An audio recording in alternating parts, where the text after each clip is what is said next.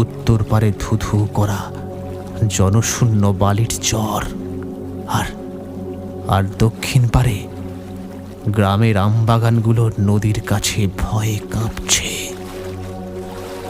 পদ্মা ঘুমের মধ্যে একবার পাশ ফেরে আর আর তীরের মাটি ভেঙে পড়ে।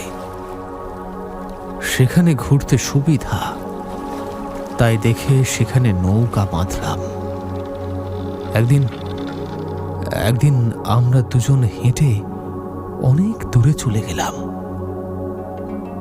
সূর্য ডোবার রং মিলিয়ে যেতেই চাঁদ উঠল ডাক্তার। সেই বিশাল বালির চরে অজস্র জ্যোৎস্না আকাশ পর্যন্ত ছড়িয়ে পড়ল। মনে হলো আমরা দুজন যেন সেই চাঁদের দেশে হারিয়ে গেছি।